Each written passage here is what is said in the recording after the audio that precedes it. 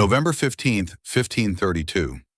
In the highland city of Cajamarca, Peru, 169 exhausted Spanish conquistadors are about to face 80,000 warriors of the Inca Empire.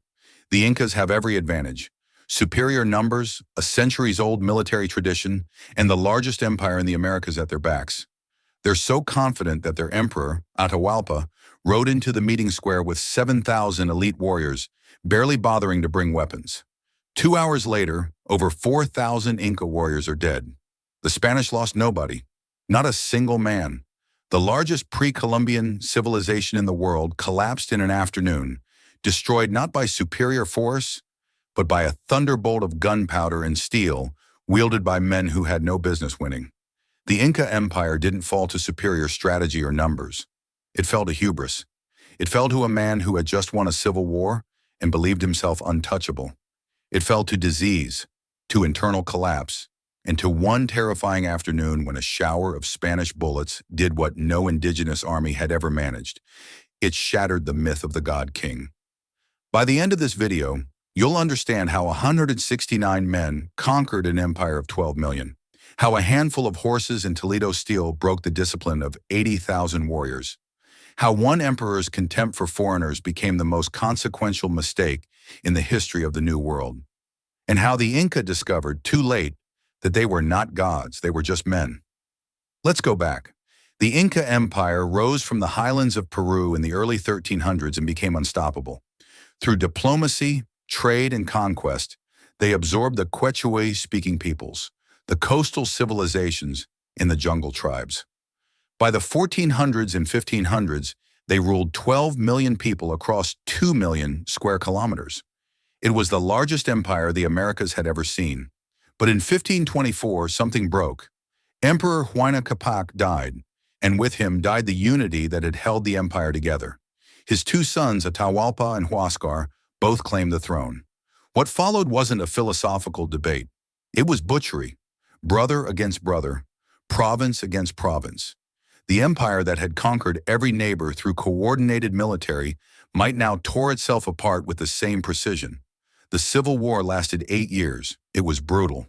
It was devastating. And when it finally ended in 1532 with Atahualpa's victory near Cusco, the empire was not just weakened, it was hollowed out. That same year, Francisco Pizarro stepped off a ship in Peru. He was a conquistador, a Spanish conqueror authorized by the crown to seize new territories in this strange new world that Columbus had discovered 40 years earlier.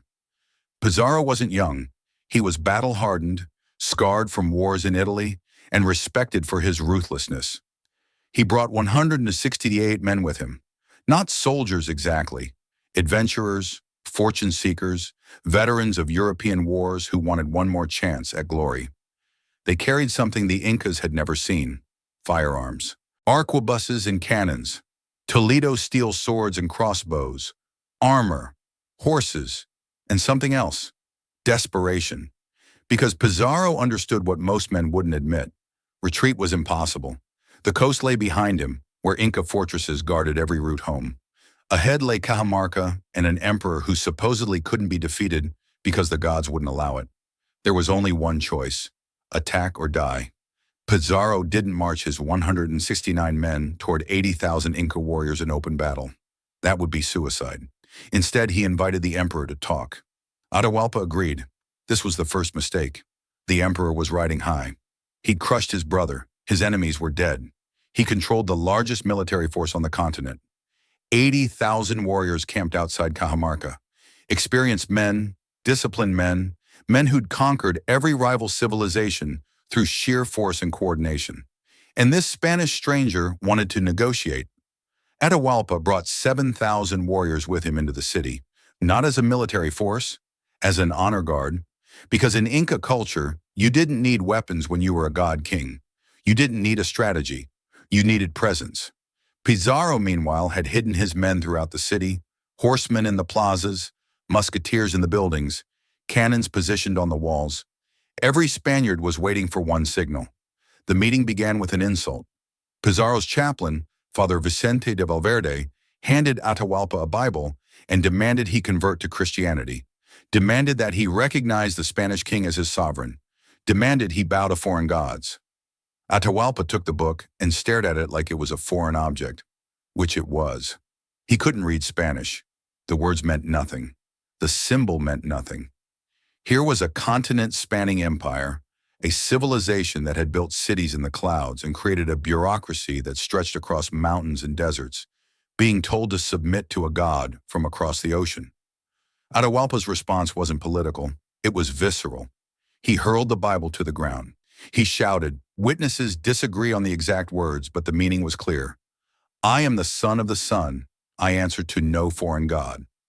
The moment the book hit the earth, Pizarro understood Atahualpa had made the fatal error. Not an error of strategy, an error of arrogance. Pizarro gave the signal. What happened next was apocalyptic. The Spanish had prepared the battlefield with the precision of men who knew they would get one chance.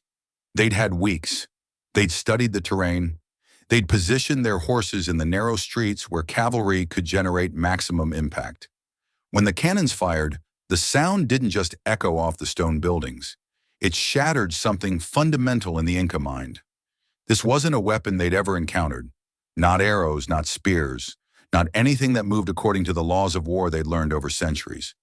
It was thunder made into death. The Inca warriors, equipped with clubs, stone axes, and traditional weapons, looked at the Spanish cavalry and saw something impossible. Horses weren't part of their world. There were no large domesticated animals in the Americas. The sight of a man fused with a beast, moving at speed, wielding a steel lance, it broke their tactical understanding. The Spanish horsemen charged into the crowd. Each one could kill multiple warriors because the Inca couldn't close the distance fast enough. The momentum of the horse, the reach of the lance, the psychological shock of it was like a modern tank rolling through an 18th century army. Within the first 30 minutes, the cohesion of the Inca force shattered. Contemporary accounts describe the chaos. Warriors trying to fight with weapons that bounced off Spanish steel. Arrows hitting armor and deflecting. Clubs meeting swords and breaking against Toledo steel that had been folded and hammered across generations until it could hold an edge that indigenous weapons couldn't match. The Inca relied on coordination, on officers calling commands, on the understanding that their enemies fought by the same rules they did. But Spanish warfare wasn't about honor. It was about extermination. The Spanish specifically targeted Inca commanders. Every time an officer tried to rally the troops, a musketeer would aim and fire.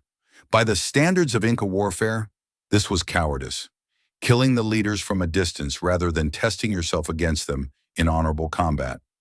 By the standards of Spanish conquest, it was a strategy. Within 2 hours, the estimates vary. Between 4,000 and 8,000 Inca warriors lay dead. Some sources suggest the number was higher. The Spanish methodically moved through the square, killing anyone who resisted. Pizarro's men had specific orders. Capture Atahualpa alive. The emperor was surrounded by his personal guard, the elite of the Inca military, the men trained since childhood to protect their living god. They fought with the desperation of soldiers who understood that if their emperor fell, everything fell. The Spanish had to systematically slaughter them, one by one. Atahualpa's guard died protecting him, and there was a strange honor in that. These men understood their duty and performed it until their last breath, even as arrows passed through their unarmored bodies and Spanish blades cut through them like they were made of paper. When Pizarro's men finally dragged Atahualpa from the chaos, something happened that no Inca could have predicted. The god king screamed. He bled. He could be captured. The psychological impact was instantaneous and total. Outside the city, 80,000 Inca warriors who had camped expecting a negotiation heard the cannons, heard the screams, heard that their emperor, the man they believed was immortal, blessed by the sun god himself, had been taken prisoner, and they scattered like clouds. Here's where the story becomes truly devastating. An 80,000-strong army didn't die in the city of Cajamarca. They simply dissolved. Military historians have debated this for centuries. How could 80,000 disciplined warriors evaporate at the capture of a single man? The answer reveals something crucial about Inca civilization. The Inca Empire wasn't held together by shared belief in a common cause, the way European empires were. It was held together by the personhood of the emperor. He wasn't just a ruler, he was divine. He was the connection between the sun god and the earth. When he fell, the entire cosmic order collapsed. Without the emperor to guide them, the warriors didn't just lose morale. They lost their sense that victory was possible. In Inca religious understanding, if their god king could be captured, what hope did ordinary men have? The Spanish didn't just defeat an army, they shattered a faith. The Inca soldiers walked away from Cajamarca and returned to their provinces. Some tried to organize resistance. Many simply accepted that the age of the Inca was over. Let's talk about why 169 men beat 80,000. It wasn't because the Spanish were braver. It wasn't because they were smarter. It was because they had weapons that operated by different rules. An Inca club was a devastating weapon. In combat against another Inca warrior or against any enemy in the Americas, it was brutally effective. It could crush armor made of quilted cotton. It could break bones, but it couldn't penetrate Toledo steel. Spanish armor in 1532 was the culmination of 400 years of European metalworking.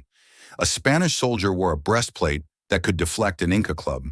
Articulated shoulder pieces protected vulnerable joints. A steel helmet protected the skull. The redundancy of protection meant that an Inca warrior had to strike the same spot multiple times to cause damage. Meanwhile, a Spanish sword could pierce the cotton armor that Inca warriors wore. A single slash could be fatal. The asymmetry wasn't accidental. It was the product of warfare on a different technological level. And then there were the firearms. Cannons were still primitive in 1532, unreliable, slow to reload, but they created shock value. More importantly, they made noise, the loud, terrifying noise of something that violated the sensory expectations of warriors who'd never encountered gunpowder.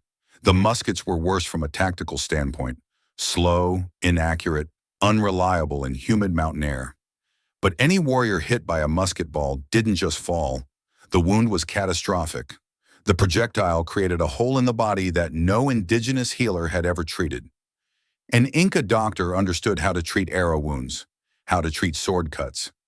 He didn't understand internal bleeding from a musket ball. He didn't understand the shock to the system of being hit by a projectile traveling at velocity. But if we're honest, the single greatest advantage the Spanish had wasn't the guns or the steel. It was the horse. The Inca had never encountered a large domesticated animal.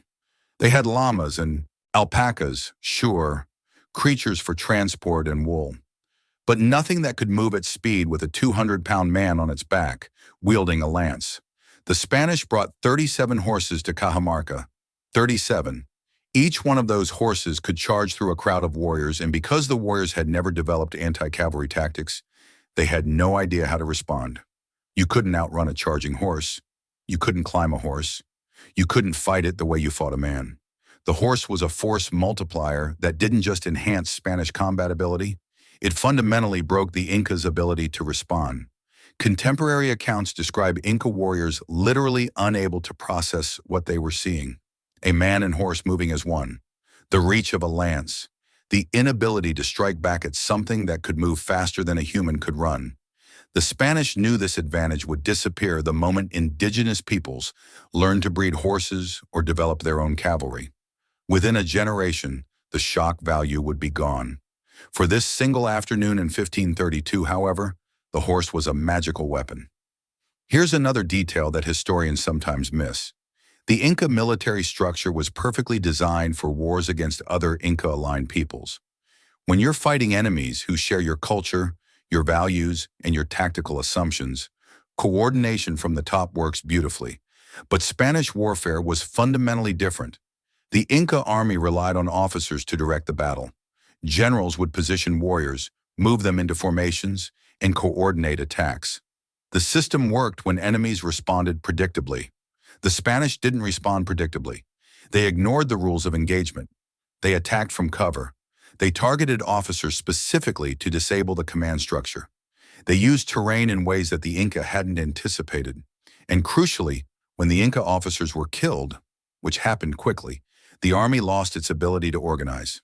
An 80,000 warrior force became isolated groups of 100 or 1,000, each one fighting independently without understanding what was happening in the larger battle. This is something that military theorists understand now. A well-coordinated force of 169 men, all following a unified strategy, can defeat a much larger force that lacks cohesion. The Spanish had a plan. Pizarro had thought through the entire sequence of events. Hide in the buildings. Wait for the emperor to enter the square. Cannons first for shock value. Cavalry charges into confused crowds. Target the officers. Kill methodically. The Inca had the assumption that they couldn't lose. After the battle, the Spanish kept Atahualpa alive for months, using him as a bargaining chip. They demanded ransom, gold, silver, religious artifacts. The Inca sent treasure, hoping to buy back their emperor. Eventually, a Spanish court sentenced Atahualpa to death. In August 1533, they tied him to a post in Cajamarca. They gave him a choice: burn alive or be hanged. With the hope that his people would mummify his body in the traditional way, Atahualpa chose the rope. But his death wasn't the end of Inca resistance. Desperate warriors, freed from the need to protect their god-king, fought back for 40 more years. The last Inca stronghold at Vilcabamba didn't fall until 1572. The conquest of the Inca Empire took 40 years, not an afternoon, but it started in those 2 hours in Cajamarca when a god-king learned he was mortal, when 169 men proved that technology and psychology could overcome any numerical disadvantage, and when the largest empire in the pre-Columbian Americas discovered that pride is the most dangerous weapon of all. The Battle of Cajamarca is the clearest example in military history of how disparate advantages can create impossible outcomes. It's studied in every war college on Earth. The Spanish won because they had better weapons. Steel armor, Toledo blades, firearms. The Spanish won because they had psychological weapons, horses that violated the Inca understanding of what was possible, cannons that broke sensory expectation.